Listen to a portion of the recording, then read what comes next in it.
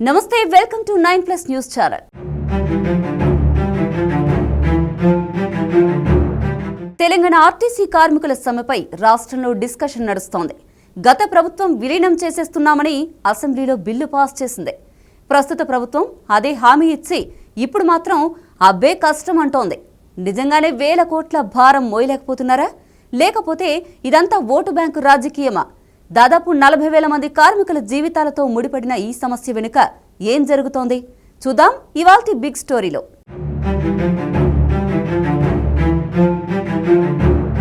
Telangana RTC విలీనం story పూర్తిగా అర్థం కావాలంటే కాస్త వెనక్కి వెళ్ళాలి. 2019లో ఆర్టీసీ కార్మికులు చేసిన 52 రోజుల సుదీర్ఘ సమ్మె రాష్ట్ర రాజకీయాలను ఎలా కుదిపేసిందో మనకు గుర్తుంది కదా. అప్పుడు సీఎంగా ఉన్న కేసీఆర్ ఆర్టీసీని ప్రభుత్వంలో విలీనం చేయడం అసాధ్యమని ఖరాఖండిగా చెప్పారు. కానీ రాజకీయాల్లో ఏదీ శాశ్వతం కాదు కదా.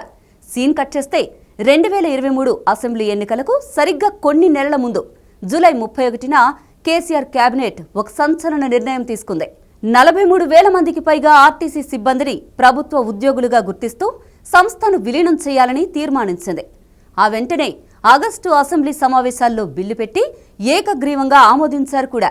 గవర్నర్ కొన్ని డౌట్స్ వ్యక్తం చేసినా వాటిని కూడా క్లియర్ చేసి ముందుకు వెళ్లారు. అంతేకాదు సెప్టెంబర్ 9, 2023న విలీన విధి విధానాల కోసం ఒక హై పవర్ కమిటీని కూడా వేశారు. కానీ ఎన్నికల కోడ్ రావడంతో వ్యవహారం అక్కడితో ఆగింది.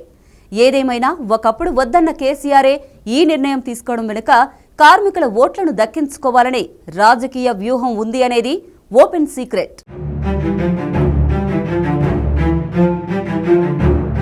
అక్కడితో కథ అయిపోలేదు. అసలు ట్విస్ట్ ఇక్కడే మొదలైంది.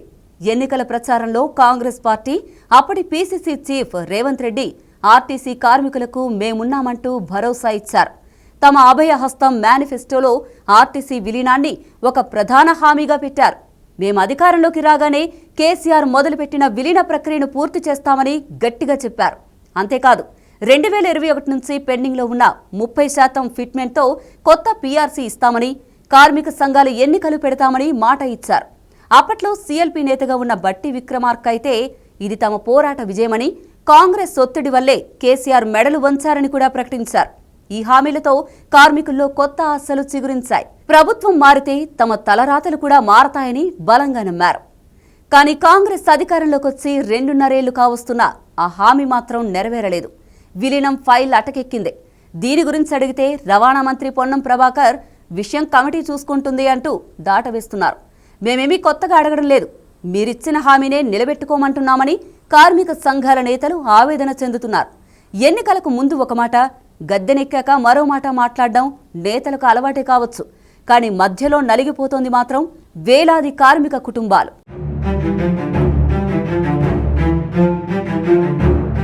ప్రభుత్వాల రాజకీయ ఆటలు ఆర్టీసీ కార్మికుల సహనానికి హద్దు లేకుండా పోతోంది. వారి ఆశలు ఆవిరై ఆగ్రహం కట్టలు తెంచుకుంటోంది. దశాబ్దాలుగా స్టీరింగ్ పట్టి చక్రాల కింద బతుకులను గడిపేస్తున్న ఆ 40,000 మంది ఉద్యోగులు ఇప్పుడు రోడ్డెక్కడానికి సిద్ధమయ్యారు. వాళ్ళు అడుగుతున్నవి కోరికలు కాదు, పోరాడి సాధించుకున్న హక్కులు. ప్రభుత్వ ఉద్యోగులతో సమానమైన జీతభత్యాలు, ఉద్యోగ భద్రత, రిటైర్మెంట్ తర్వాత పెన్షన్, ఇవే వారి డిమాండ్లు. ప్రభుత్వం తమను పట్టించుకోవట్లేదనే కోపంతో ఆర్టీసీ కార్మిక సంఘాల జాయింట్ యాక్షన్ కమిటీ ఏప్రిల్ 22 నుంచి నిరవధిక సమ్మెకు పిలుపునిచ్చింది. మార్చి 13నే సమ్మె నోటీసు ఇచ్చినా కనీసం స్పందన లేదని వారు మండిపడుతున్నారు. వారి డిమాండ్ల లిస్టులో మొత్తం 32 అంశాలున్నాయి. వాటిలో అత్యంత కీలకమైనవి ఇవే. 1. విలీన ప్రక్రియను వెంటనే పూర్తి చేయడం. 2. 30% ఫిట్మెంట్తో 2021 పీఆర్సీని అమలు చేయడం. గత 11 ఏళ్లుగా ఆగిపోయిన నియామకాలు చేపట్టడం. కార్మికుల జీతాల నుంచి కట్ చేసి యాజమాన్యం కట్టకుండా దాచిపెట్టిన సుమారు 1,200 కోట్ల రూపాయల పీఎఫ్ బకాయిలను వెంటనే చెల్లించడం. దీనివల్ల గత 5 ఏళ్లుగా చాలా మందికి హయ్యర్ పెన్షన్లు కూడా ఆగిపోయాయి. ప్రైవేట్ ఎలక్ట్రిక్ బస్సుల పేరుతో సంస్థను ప్రైవేటీకరించే ఆలోచనలు ఆపడం. ప్రభుత్వమే మమ్మల్ని బలవంతంగా సమ్మెలోకి నెడుతోంది అని జేఏసీ చైర్మన్ వెంకన్న అంటున్నారు. సమ్మె జరిగితే దానికి పూర్తి బాధ్యత ప్రభుత్వానిదేనని వారు హెచ్చరిస్తున్నారు. వేసవి సెలవుల టైంలో సమ్మె జరిగితే లక్షల మంది ప్రయాణికులు ఇబ్బంది పడే అవకాశం ఉంది.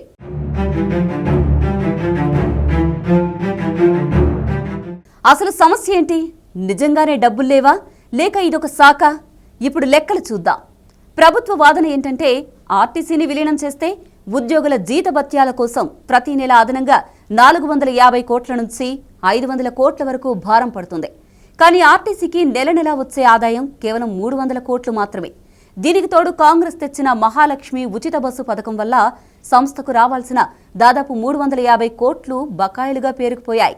ఆర్టీసీకి ఇప్పటికే దాదాపు 3000 కోట్ల రూపాయలు అప్పులు కూడా ఉన్నాయి. ఈ లెక్కలన్నీ చూపిస్తూ ప్రభుత్వం చేతులెత్తేస్తోంది. 2026 బడ్జెట్లో కూడా విలీనానికి ఎలాంటి నిధులు కేటాయించకపోవడం ప్రభుత్వ ఉద్దేశమేంటో అర్థమవుతుంది. ఇక్కడ ఆసక్తికరమైన విషయం ఉంది. కొన్నేళ్ల క్రితం ఆంధ్రప్రదేశ్లో జగన్ ప్రభుత్వం ఆర్టీసీని విలీనం చేసినప్పుడు అప్పటి సీఎం కేసీఆర్ అది అప్పుల రాష్ట్రమైన ఏపీకి పెనుభారంగా మారుతుంది అని జోస్యం చెప్పారు. విచిత్రం ఏంటంటే ఇప్పుడు అదే ఆర్థిక భారం భూతంలా తెలంగాణ ప్రభుత్వాన్ని కూడా భయపెడుతోంది. అయితే కార్మిక సంఘాలు ప్రతిపక్షాలు ఈ వాదనను కొట్టిపారేస్తున్నాయి. పక్క రాష్ట్రం ఏపీ చేయగలిగినప్పుడు మిగులు బడ్జెట్ ఉందని గొప్పలు చెప్పుకునే తెలంగాణ ఎందుకు చేయలేదని నిలదీస్తున్నాయి. ప్రజా సంక్షేమానికి వేల కోట్లు ఖర్చు పెడుతున్నప్పుడు 40,000 కార్మిక కుటుంబాలకు భరోసా ఇవ్వడానికి ఎందుకు వెనకాడుతున్నారని ప్రశ్నిస్తున్నాయి. ఇది చిత్తశుద్ధికి సంబంధించిన సమస్య కానీ చిల్లర లెక్కలకు సంబంధించింది కాదని వారి వాదన.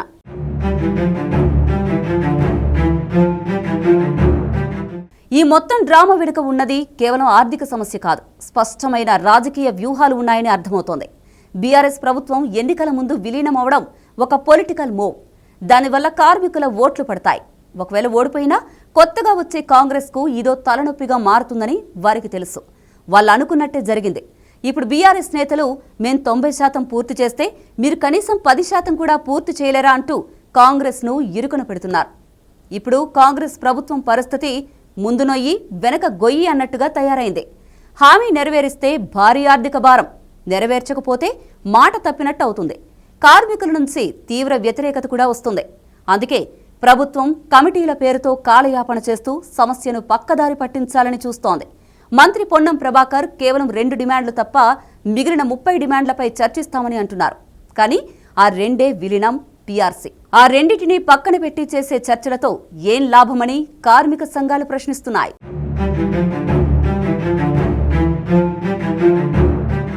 మరి ముందు ముందు ఏం జరగొచ్చు? కార్మిక సంఘాలు ఏప్రిల్ 22 నుంచి సమ్మెకు దిగడం ఖాయంగా కనిపిస్తోంది. ప్రభుత్వం చివరి నిమిషంలో చర్చలకు పిలిచి తాత్కాలిక హామీలతో సమ్మెను ఆపే ప్రయత్నం చేయొచ్చు. కానీ విలీనంపై స్పష్టమైన హామీ వచ్చే వరకు కార్మికులు వెనక్కి తగ్గేలా లేరు. ఈ రాజకీయ చదరంగంలో బలి పశువులు అవుతున్నది ఆర్టీసీ కార్మికులు, ఇబ్బంది పడబోతున్నది సామాన్య ప్రజలు.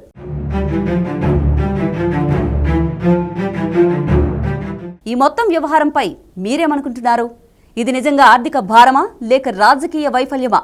కేసీఆర్ నిజంగానే విలీనం చేయాలి అనుకుంటున్నారా లేక రేవంత్ ప్రభుత్వాన్ని ఇబ్బంది పెట్టడానికే ఈ ఎత్తుగడ వేశారా? ఇచ్చిన మాటను నిలబెట్టుకోవడంలో కాంగ్రెస్ ఎందుకు తడబడుతోంది? మీ అభిప్రాయాలను కింద కామెంట్స్లో తప్పకుండా చెప్పండి. ఈ విశ్లేషణ నచ్చితే వీడియోను అందరికీ షేర్ చేయండి. మా 9+ న్యూస్ ఛానల్ను సబ్స్క్రైబ్ చేసుకోండి.